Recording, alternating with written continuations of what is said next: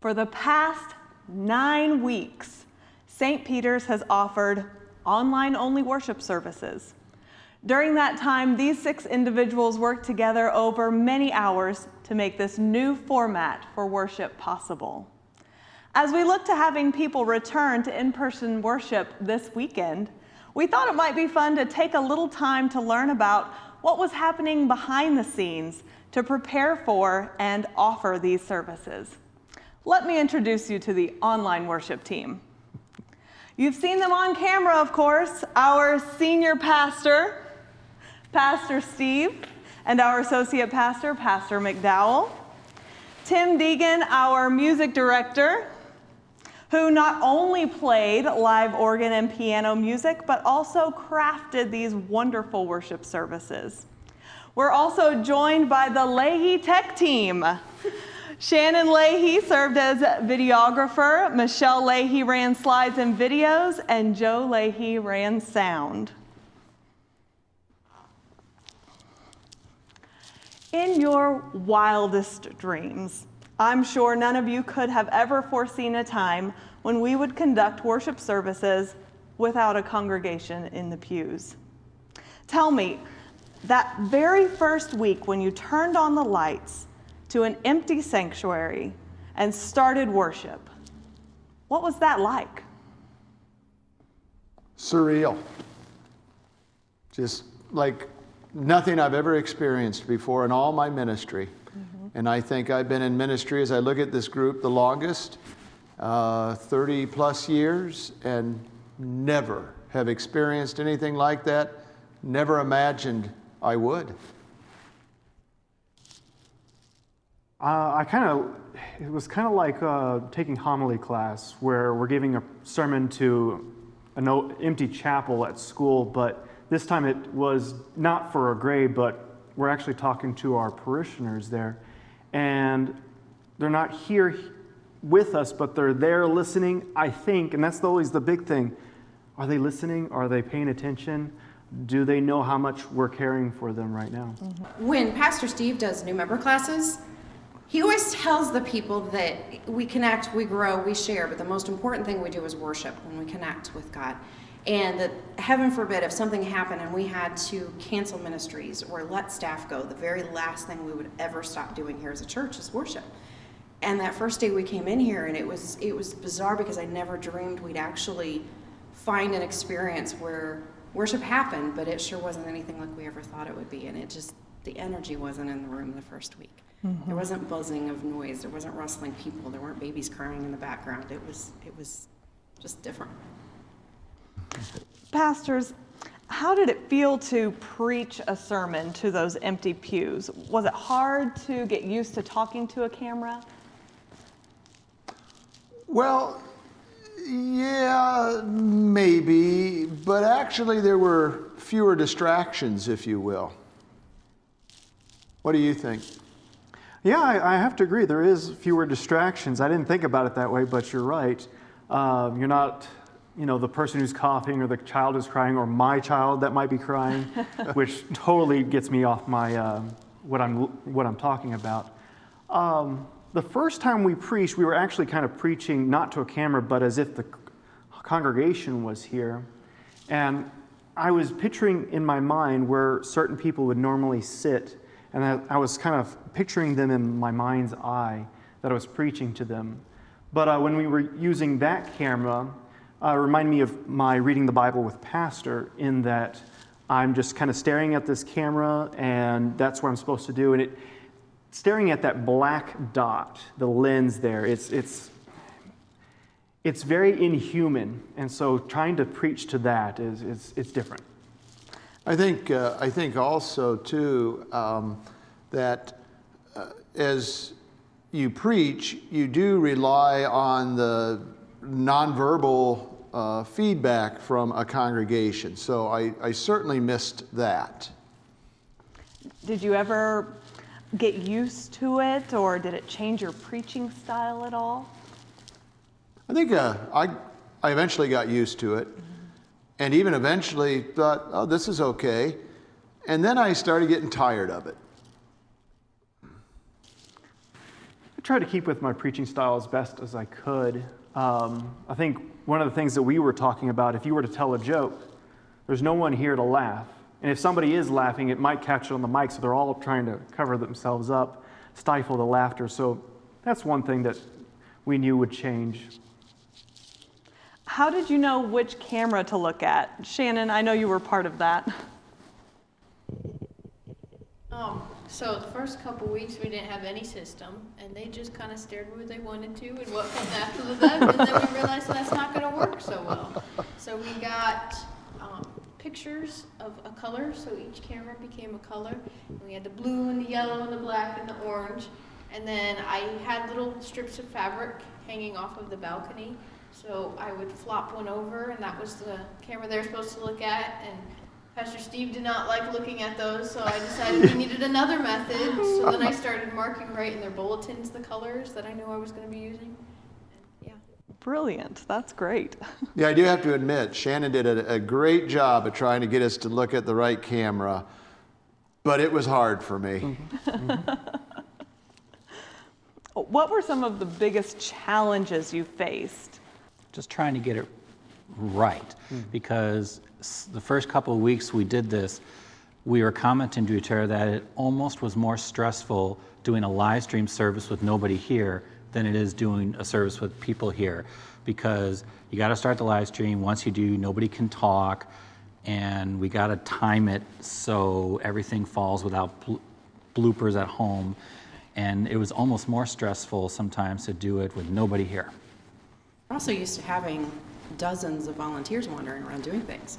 It came down to, oh, who's going to light the candles? Because usually there's an acolyte or an elder that does that. So we had to figure out how to do everything with just 6 people in the building.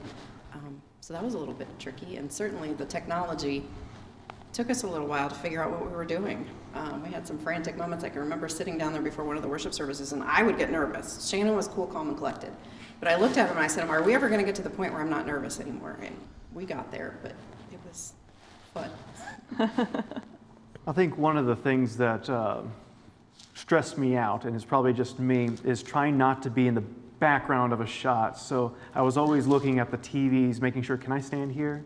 Can I move here? Because a lot of times we are moving around the chancel area in different places, and you can't really do everything like you normally would do during a service.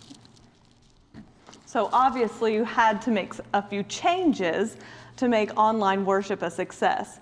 So let's talk about some of those adjustments. Was all of it done live? We'll have to confess, no, not all of it. And maybe the tech group would like to address that. Yeah, we did a lot of stuff, and you know, really a lot of the stuff in the services was stitched together. We hope that we still got the message across, and we still gave you a meaningful worship service. But we were absolutely scared to death that any of our pastors were going to get sick before Holy Week. You know, this all happened right before Holy Week, and obviously that's a really busy time of year. So, you know, when Pastor Koenigke would come in to preach a sermon, he would come in during the middle of the week, and we would shuttle him in from the side door. He would walk right to the pulpit. We would all stay far away from him. He would record his sermon. He would change in a lot of cases from Saturday from a suit to his robes, and then he would record again. And so he would preach his message twice, and then he would shuttle right out the side door again. And so, yeah, we, you know, a lot of times we're recording stuff in advance. The Good Friday service was really a contribution of a lot of different people that, Holy Cross and Concordia. So in full disclosure, the hymns are recorded. The midweek services were recorded. The interviews, I had some people ask how we got the tables and chairs out here so quickly to do the interviews after worship, and those were all done in the middle of the week. We often came in on a Wednesday and just recorded what we could ahead of time. Most of the rest of the service was live. Yeah. Mm-hmm. Yep. Pastors, then what were you doing when the feed went to something pre-recorded, like, say, one of Pastor Koenigke's sermons? It's actually something I'll miss when we go back to in-person worship. because it was kind of break time. We obviously listened to Pastor Koenige's sermon and sang along with the hymns and such. But, you know, if you needed to go out and get a drink of water, use the restroom, you could do so. And that was kind of nice. What was also nice is during those little breaks between the hymns and such, we could compare notes. Oh yeah, this is what we're going to say. Okay. Oh, was there another announcement that we need to make? Or during this time I forgot something. Can you add this? And comparing notes, making sure that we're all on the same page. That's nice.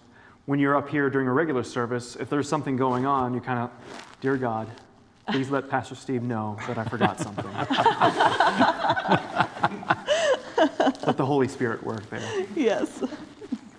How long did it take each of you to prepare for weekend worship? Well, it was kind of like, it reminded me of what I suppose people who work on the television news do. You know, we'd show up early before worship time, and we'd go over notes and write little things in, where to stand and such, converse with one another, with the tech team here, where do you want us to stand at this? So there was a lot of that going on prior, and that took additional preparation.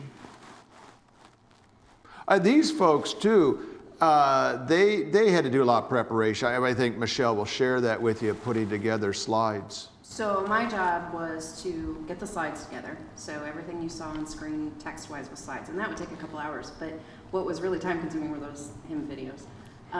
We thankfully have years of worship services recorded, and so Tim, when putting the bulletin together, would figure out where we sung this hymn one other time, and I would go in and clip the videos and edit them. And some of them, like we had one video that was done during confirmation, and it was processional, so I had to throw that video just out and redo it, and so there were some changes there. So it took me between 4 and 5 hours a week just to do the videos, and then another couple hours to get the slides done. Wow. How long did it take you to do the bulletins? It took me a little while because I had to, like Michelle said, you know, when I choose hymns and songs for the services, I choose them based on the scripture readings or the messages for the day, but I was limited to what we had recorded.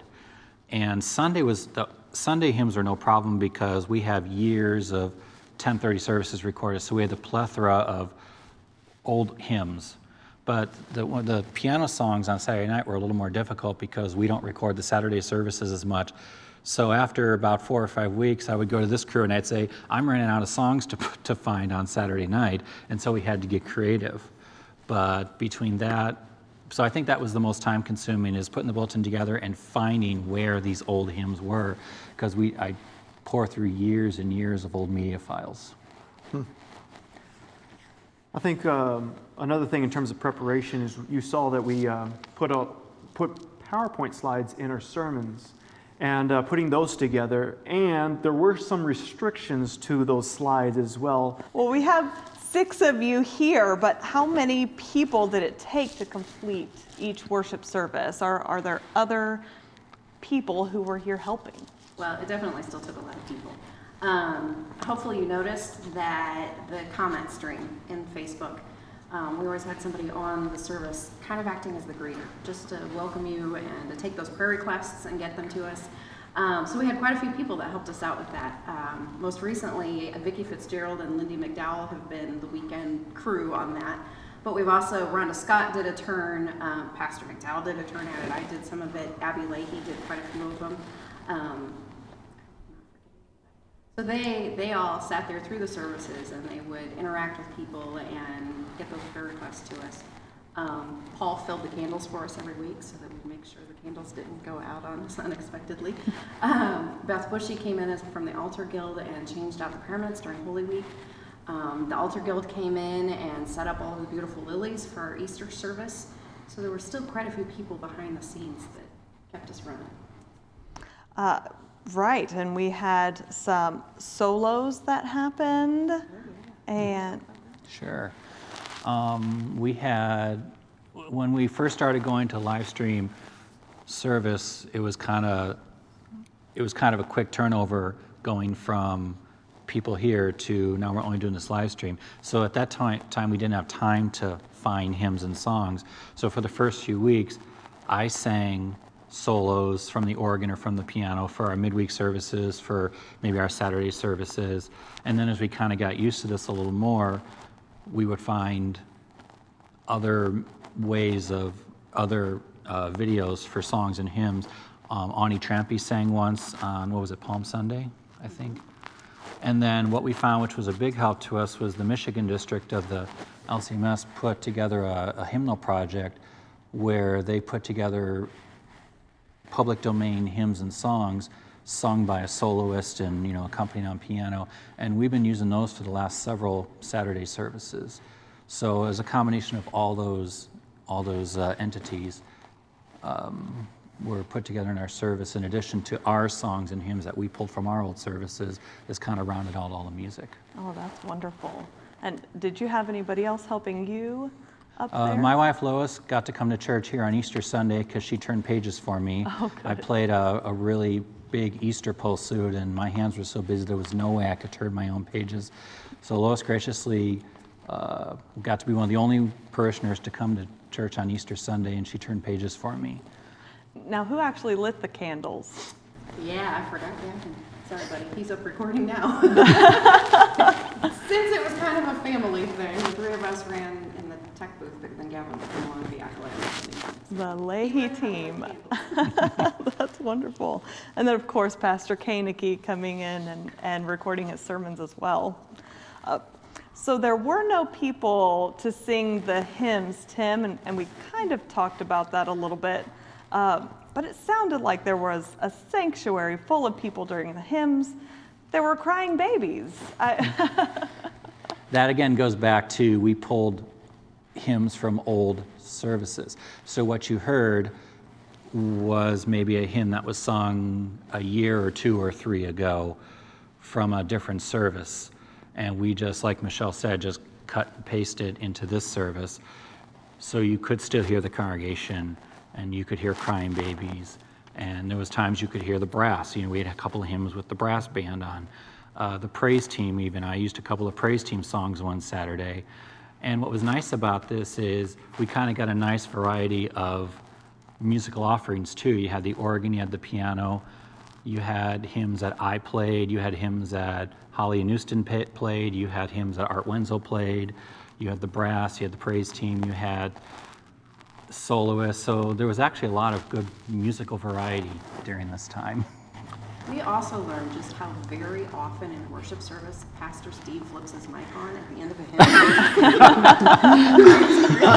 Many of our videos have him singing loud and clear at the end of it.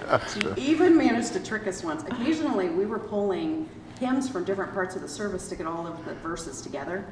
And we would put those together. So we had one time where he had sang loud and clear at the end of that one, and then we sang it later in the service, but I put them together, and Joe muted his mic, and we all panicked because we thought it was the end of the song. I did have some moms, too, who I know were listening carefully online to try to figure out if they were their babies. We love hearing those babies in there. Okay, one last thing about what we were hearing, the bells. The bells sounded different. The bells you heard on Sunday were actually on the organ because the bell tower is not mic'd. So for the people at home, they would never hear the bell tower. And so for the first couple of weekends, we just didn't have bells. And I don't remember if it was Pastor Steve or somebody said, you know, you should ring the bells on the organ because people were actually missing the bells like at the beginning and then during the Lord's Prayer. So that's when I started doing it. See, each weekend I played, you know, the hymns were recorded, but I played live the prelude, the music during the offering, and the postlude each week at the organ or piano. So it made sense for me to just, as soon as I finished the prelude, just to ring the chimes right there at the organ. And I think made this beginning of the service a little more familiar. Were there any other changes, Tim, that you had to make to the service? I had to simplify the service a little bit for two reasons. Now, we took out most of the liturgy, but I simplified it mainly because we were talking to an online group only, but also because since the tech team here was preparing all the slides and stuff, I didn't want to overwhelm them with lots of liturgy, lots of dialogue they had to put in the banners and the slides and whatnot. We kind of tried to keep it as basic as possible while still getting the message across. Now, I love the format that happened Saturday night. Pastor Steve, why did you decide to change that up? Well, we were talking and said, what we do Saturday is really not a whole lot different what we were doing Sunday. And so let's make the service different. And I think we did that for a couple of reasons. One being that Saturday tends to be a more relaxed sort of service. And also just change things up for us, that we weren't doing the exact same thing 2 days right in a row. And we wanted to kind of convey the idea that we're sitting there with you in your living room, your family room, wherever, more of a conversational type of format. And we kind of liked that. Oh, yeah. Oh, yeah. Well, to both of you, did you plan out what you were going to say to one another in advance, or was that just off the cuff? We'll never tell. A little of both, quite honestly. Right. Yeah. One of the things that always got me is Pastor Steve would say, okay, I'm going to ask you this question, and then you can give an answer. So he would ask that question, but in a different wording, so then I would answer, and then he'd come back with another question, and that wasn't on the script, Pastor. But either way, it was good, and it kept the conversation going while we were doing those. Did you have to make any other changes to the way you prepared for worship? You know, we're getting so used to this live stream, I think now it's hard to remember what we did when it was in-person worship. So did we make changes? Well, for me, writing a lot more notes in the bulletin. Notes, yeah. I'm making, because that's the one thing that we changed, the responses, right? Oh yeah, we'd always have to tinker with that. Yep, tinker with that. Who was going to, if this was a long prayer, was the person doing the liturgy at that time reading the prayer going to say the amen, or was the other pastor going to respond? And normally in a church service, if you're not liturgist or you're not doing the sermon, your mic is off.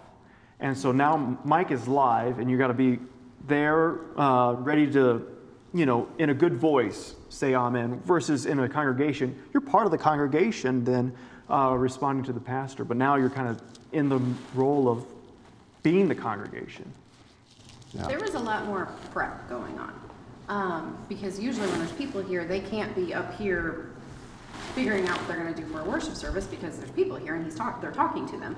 But the half hour, 45 minutes before any worship service was always kind of interesting in here, because usually Tim was practicing whenever he was going to play that day, and you could watch these guys up here, they're at the pulpit, they're wherever, and they're kind of looking through, okay, here's what I'm going to do, and here's when I'm going to move up from the down here where the tables were, or they were, running through the service and practicing things while we're up there trying to check the hymn videos to see if the sound's okay and making sure our slides all look okay. So there was just a lot more flurry of prep to make sure everything was just right.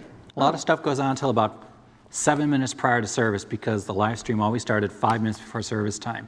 So it's this flurry of activity, and then Shannon will call out, 6 minutes, and then it'll all be real quiet. Because the live stream would start in 5 minutes, and then we all had to be quiet for the live stream to start, which is often when I would start the prelude.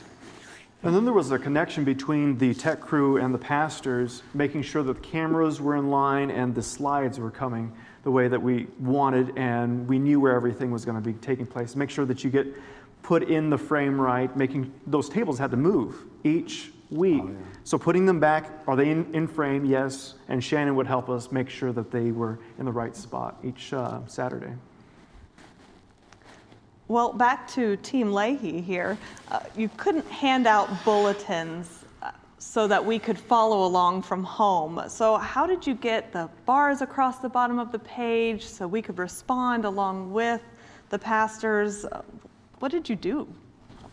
Well, the first week we just winged it. We tried to get a little bit better every week, and we're really thankful that everybody put up with us and put up with all the technical problems. But we tried to improve it a little bit every week. We knew that you didn't have a bulletin at home, and so we tried to put more and more of the liturgy on the screens. And this is a lot of technology, a lot of equipment that we've had for years, and we've never really explored what we could do with some of this stuff. So the pandemic's really been a good opportunity for us to kind of, use some of this technology that we've always had.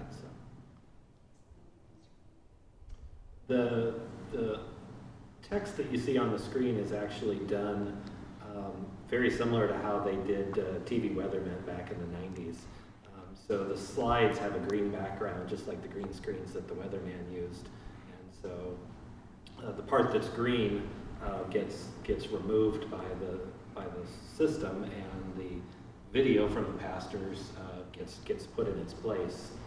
And so when we would build the slides, we would have the content and then the green background, and that caused us a couple of funny moments when Pastor used some slides that had some green in them, and Pastor McDowell's face showed through the slide on Mary Poppins' purse. So, we got better with it, and we got better at checking our slides ahead of time to make sure there was no green in them. So Shannon, as video operator, was responsible for turning on and off the feature that makes the green screen work. Because occasionally there were slides, like the sermon slides, that, wow, that's really not going to work, it's going to bleed through, and so she would turn them on and off. Shannon, what happens if Mom flipped the slide too quick? You were click happy sometimes. I tried to look at you and like glare a little bit and don't touch it, and then you would touch it, and everybody could see the green, and I'm sure it was awful. But then like I'd ask people, and they're like, I couldn't see anything. Well, yes, you could. So if you ever saw a green flash of light, that was because I clicked when she told me not to. So if you really want to know what it was like, at least in the balcony, we did whatever Shannon said. She was in charge. She was the artist, and we didn't argue with her. Thank you, Shannon. We didn't have Kids of the Kingdom for the children, but instead the children's message was a big hit. So Pastor, is that going to continue? It is actually, as long as we're not able to hold Kids of the Kingdom. So when we resume in-person worship, if we're not able to have Kids of the Kingdom, we'll have a children's message.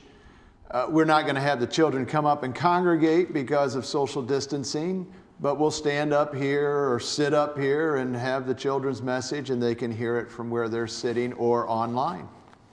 Okay, great. We couldn't pass the offering plate. So Pastor Steve, were the offering envelopes in the plate real during all of the services? Yes, they were. They were authentic. Emptied, already been emptied. They wouldn't trust me with that. But one day they were going through envelopes, counting, and I said, hey, save some of those envelopes. I'd like to put them in the offering plate. And now they've been doing that for me, so we're getting quite a stack of envelopes. Thank you very much. And but it does. I was really moved by it. I think we all were. That people were remembering this ministry during this time of being absent from church, and sending in their offerings that way. It was really moving, and of course people sending offerings online as well. It's very thankful for people's continuing support of what's happening here at St. Peter's. There are a lot of different online giving options. Have those always been in place? Were they in place before the pandemic, or is that what it took to get those put in place? So giving online through your My St. Peter's account has been up for several years now. We started that about the time we opened the building.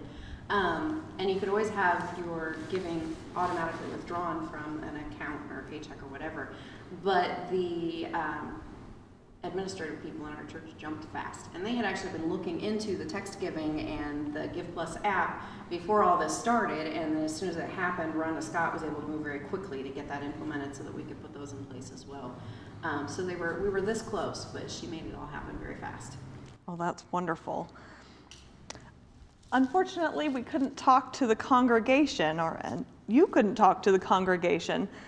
Did you read through the live stream comments when you had the opportunity?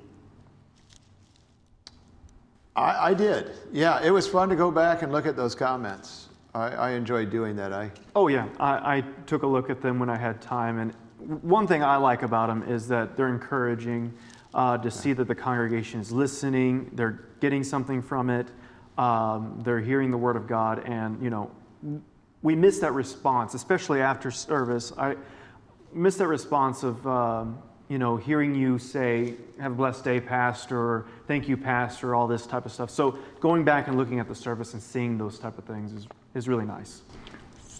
I had to go through them every Monday because I would go through and look and see you all to do a head count of how many people were attending. And those comments sometimes were what kept us going, because that was our connection to everybody. That was, knowing hearing those comments was a way of still feeling like we were a part of a community. We weren't just talking to an empty camera screen. You all were on the backside of that, listening to us and communicating with us and sharing with us. We were able to hear your concerns and your prayer requests and to pray with you for those things, but also to celebrate with you. And so many of you sent so many encouraging words that it fueled us and it kept us going week to week. And it's part of who we are as a church and why St. Peter's is so great, because we are a family, and we were able to at least keep a little bit of that on those comments. I would add too, in addition to comments on the Facebook, we receive notes in the mail when people send in offering or otherwise, and those notes to the entire staff often very encouraging. You had to rely entirely on technology to get the service to the people, and St. Peter's was very fortunate. Not all churches were able to move to online worship so quickly. So, Joe, how long have we had all of this technology? Where did it begin? We're really blessed here at St. Peter's, and although this pandemic's been an opportunity for a lot of churches to start live streaming and to do video recording, St. Peter's has actually been doing this for 15 years, if you can believe it. Pastor Nord actually started recording our video services and installed the original equipment and started broadcasting them on public access. And Mike Tina was really helpful in keeping that ministry going. And of course, Delbert Bushy and all of those AV operators for supporting that ministry. So we've really had a great team here for 15 years doing this. So we actually had everything in place that we needed to be able to live stream. So, I know I talked to other churches and they were not able to live stream because the equipment just wasn't available. It was sold out. It's still sold out. So if it weren't for the foresight of Pastor Nord and all those other people for keeping it up through the years, we wouldn't have been able to do this. So we're very blessed there. Wow. God had a plan for St. Peter's 15 years ago, that only now has really kind of, wow. But also, a little over a year ago, Joe and Delbert had the opportunity to go out to the Best Practices for Ministry conference. And while they were at that conference is actually when they learned how to do all of this live stream stuff. So we've been recording, but then getting it onto the live stream and what are some considerations, what equipment we need. So they had actually been testing this out for the past year and had been talking about doing this. And so then when the news came, we had to do this, they're like, okay, push the button and off we go. And so it shows how God had a plan for us. And he was preparing us, he led those guys to that workshop that they learned how to do this so that we were ready to go to keep going. And so he's taking care of us. Wow, that's amazing. In fact, a little trivia, our first live stream service did not happen with this pandemic. It actually happened Easter a year ago. We did live stream Easter a year ago. So yes, as you say, Michelle, God knew, as he does, where everything's going, and he prepared us for this, and we're grateful for that. Well, speaking of Easter, let's talk about Holy Week. It's hard to believe, but we were in the middle of the season of Lent when this all began. So let's chat a little bit about those Holy Week services. How did you get all of those churches coordinated for the Good Friday and Easter services? It was not easy. I didn't think so. I mean, pastors, it's like herding cats.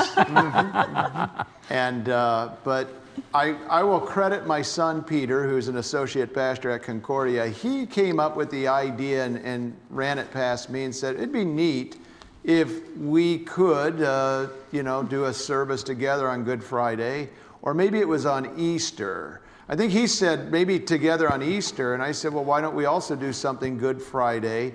And so we talked to some other pastors in the area, and they were on board. And so we did a Good Friday service based on the 7 last statements of Christ from the cross. Each pastor took a statement. And then we got back together on Easter with pastors from Concordia and Holy Cross and us. And that was a lot of fun. The one on Good Friday was much like they were saying earlier, pre-recorded. Everybody recorded their message, and then Michelle and team spliced it all together. And then the Easter one, though, was live. We were all 5 pastors, was it turned out to be? Yeah, yes, 5 pastors here. And Pastor Croucher brought donuts and coffee. Michelle made a coffee cake, and it was just a lot of fun. Mm-hmm. I just feel like I have to bring up when all the pastors were here for Easter and they were singing their song or something it was. We were recording it and they were singing. So it was pre-recorded, so they knew they had all the time in the world to get ready. And there was just clones of pastors in white robes standing everywhere. It was like, I'm just going to sit here and wait until you guys line up. And it was so funny. There was just so many of them just not standing in line. Like herding cats, as we said. So, how did you feel, just in general, about this highly unusual Easter? It's not the way we wanted it to be. And I've gone on record saying our first in-person worship will be an Easter service. Well, I'm not living up to that because I thought it was going to be like a light switch you turned on and we could get everybody back in here, back the way it used to be. But as we all know now, it's going to be a gradual coming back to the way it used to be. And so we're just going to continue on with the liturgical year. It's going to be Ascension this coming weekend, Memorial Day weekend. And but Easter, that was kind of sad in a way, but that's why we wanted to try to do something special, getting those other pastors involved with us. And I think it turned out to be something special. You know, I got choked up the first week when we got 100-some people that connected for the live stream. We had no idea if anybody was even going to watch. And then on Easter, we had 580 clips. Oh, wow. 580 Viewers. Households. So I don't even know how many people that was, but it was just a tremendous outpouring, and so it was just great to see that. It was sad because that's probably my favorite worship service is Easter, and the lilies in the way. And after all of the Lent music, it's always just so festive. So we didn't have that, but yet having those churches come together was incredible. I mean, it just felt like the city of Fort Wayne was coming together during a difficult time and just showing that we're one church. We weren't just St. Peter's in it alone, that they were right there with us, and even though it was a little interesting at times, it was neat to come together like that. It was actually a little disappointing for me not to be able to have my first Easter here with all of you. And so I'll have to wait till next year to experience a true Easter with all of you here at St. Peter's. Well, let's reflect a little bit back on some of the things that we've learned maybe through this and how we can maybe go forward from here. Have you been able to reach anyone beyond just our members through these live stream services? Absolutely. Yeah, and that has been a real blessing. Seeing people who have viewed the services, some whom obviously we don't know, and they've been viewing, and that's been great. And others that I do know and perhaps haven't been with us for in-person worship for quite a while. Perhaps a variety of reasons for that, but I saw that they were tuning in, and that was just wonderful to see. There were other churches actually that would come to our live stream as well.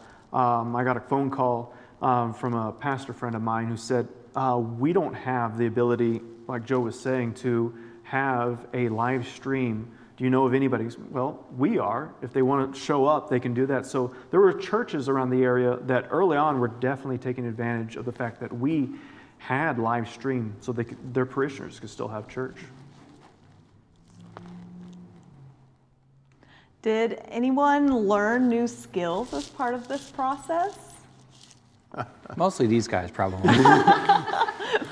Okay, so I had to learn how to do video editing, which I had never really done before, and thank heavens Pastor McDowell knows how, and so he's been teaching me as we go along. But that was probably the biggest learning curve for me, was figuring out how to do all of that, especially that Good Friday service was a little intense because we had 4 different churches. They submitted everything electronically to me, so it all came through like a shared Dropbox kind of a thing.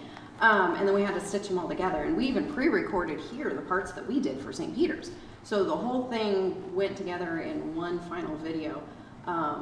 We got all the videos in late Wednesday night, and Holy Cross wanted the final product by Thursday afternoon. So Joe and I sat till about 11:30 that night, editing sound and putting it all together and setting it to process. And then I said a prayer and went to bed because I knew it was going to take hours. And I woke up at 4:30 that morning, and I thought, okay, surely this thing is done. I got to go check it. And so I went downstairs, and I was so nervous because I was afraid the computer would crash or something just wouldn't work right. I'd never done this before. And I went down there, and there was a blanket over my monitors. And I thought, well, this is weird. Maybe Joe thought I'd be peeking on it all night long, and he didn't want me doing that. And so I peeled the blanket back, and I looked down, and the program tells me it is finished. And I just cried because I thought, how appropriate that a Good Friday service, that's just what Jesus said, and he was reminding me he was there. But it was incredible. Found out the blanket was there because Gavin was sleeping in the basement that night, and the monitors were too bright, so that's why he couldn't figure it out. But it all came together, and now I know how to do this much video editing. Wow, it is finished. I was thankful that Joe helped me put together the stream for the Bible study. And each time we met, I was kind of adding a new element. So I had 1 camera, then 2 cameras. Then I was trying to work on mics and, screens to cover up whenever I had to shuffle and move things around. And so I got to learn a little bit about how to create scenes on the software, stuff that the tech team was doing on a Sunday. I was learning to do at home for the Bible studies.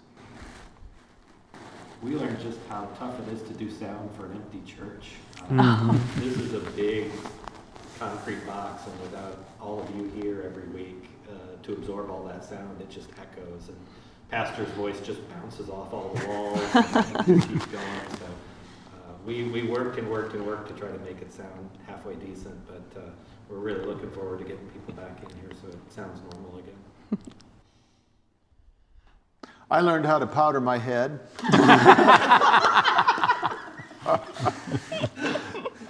You did learn, though, some things about doing, obviously, worship like on television. And that broke up the monotony of the stay-at-home order and was challenging, as we were talking about earlier, and kind of kept things fresh. Is there anything you learned through this process that you'll continue even once we resume in-person worship? We talked about continuing with the live stream in some form or fashion, probably our Sunday 10:30 service, because we think it does fill a need both among members of our congregation as well as people in our community. And obviously, when things get back to normal, we want everyone here that can possibly be here. But the live stream does allow opportunity for people who are homebound for whatever reason, or people away from, like at college or on vacation, to continue to connect back here when we gather for worship. So I think we've created now a new ministry for St. Peter's through all of this. And speaking of that new ministry, the Leahy family has been very instrumental in making sure that all the tech stuff happens. And if this is going to continue, and we hope it does, we're going to need people to volunteer and help out with that. And so working with the staff, I'm going to work also with the school, trying to help get volunteers to start learning how to use this system and help us out during services as well. Okay, a fun one here. What were some of your biggest bloopers? Who wants to go first?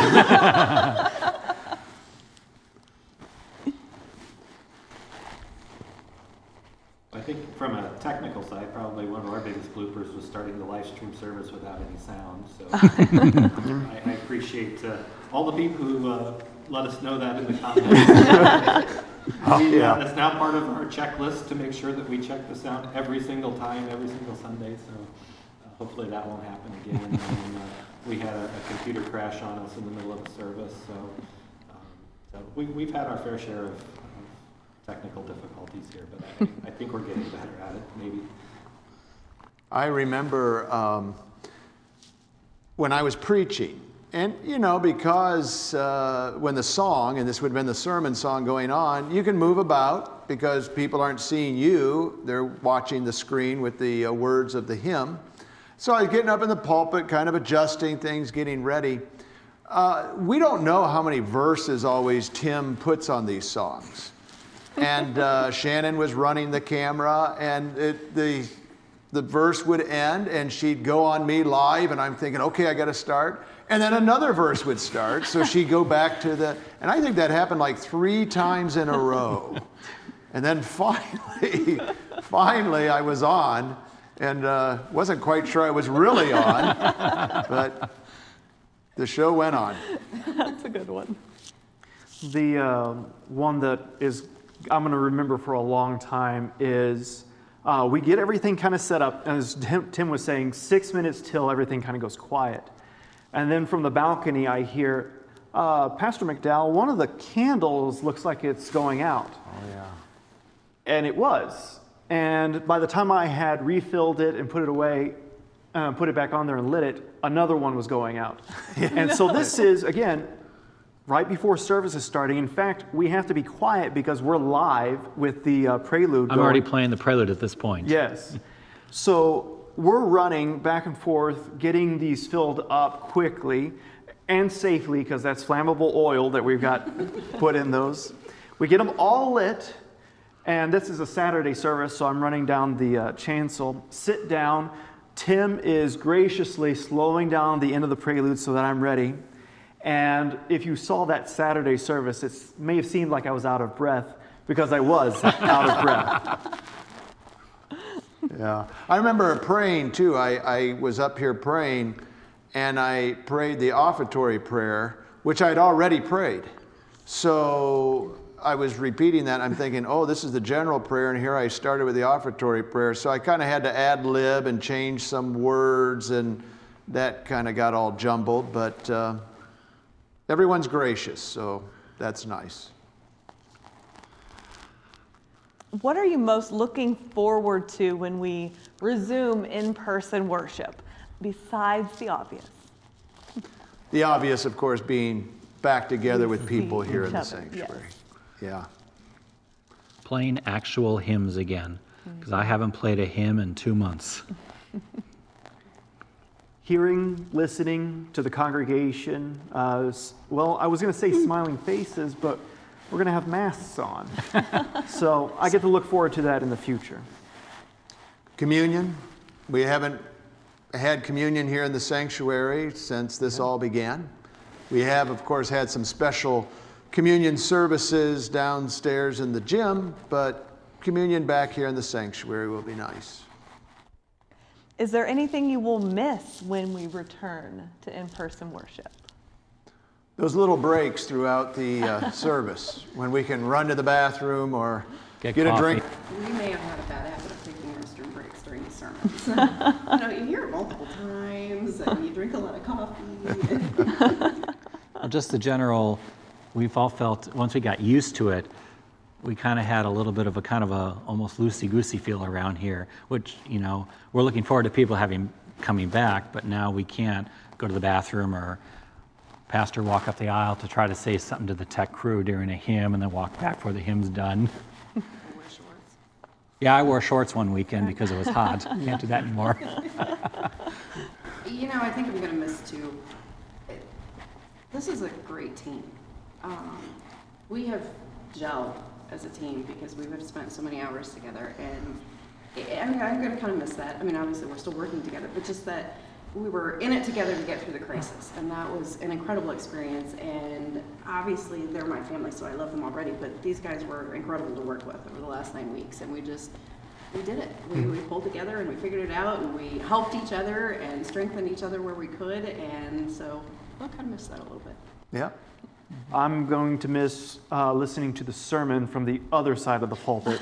Oftentimes, when I'm sitting over there, I kind of have to imagine what Pastor Steve's face would look like while he's preaching, because you don't have the greatest view from behind him. One of the things I'm going to miss is at the end of every service, after Tim finished his postlude with a huge flourish, I always had to have my finger right there next to the mute key, because both pastors would give him a standing ovation for his postlude. A couple times I didn't quite get the mute button fast enough, so you might have heard a little bit of applause there. So you did it. We have accomplished this. How does it feel to complete last Sunday's live stream, knowing it was, Lord willing, the last online-only service? Lord willing is important. Lord willing. Yeah. We were so upset about it, and I'm over here like, yes, finally, we're done. And you're like crying like, oh, we're never gonna come back. Okay, let me explain myself. It's not crying sad tears. It's crying happy tears. I couldn't stop bawling because I just realized we had made it. You know, it was so scary at the beginning, and we were so worried about everything, and we worked so hard, and to realize the next time we did this, you all were going to be here with us, that was incredible. I mean, that was a good feeling to feel like, okay, we're done with this. Let's go back to the way this should be. So I wasn't sad.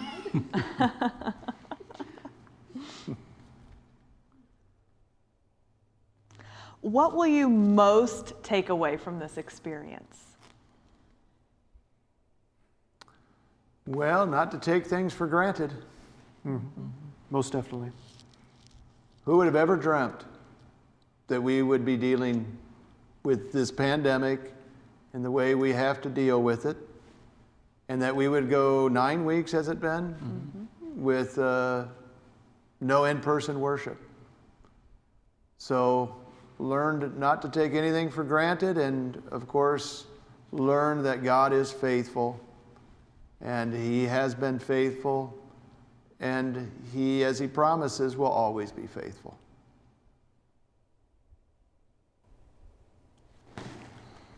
I think for me, the idea that worship continued, I love this sanctuary, but we don't have to be in this room to worship. And the fact that God's word is powerful enough that He was carrying out even through the means of the internet, that to me was pretty cool. And worship can happen in our living rooms if we have to, that no matter what crisis happens, no matter what the world throws at us, God's still there. And we can still worship and praise Him just as we do. Well, thank you all for answering these questions and letting us know a little bit more about everything that happened behind the scenes at St. Peter's.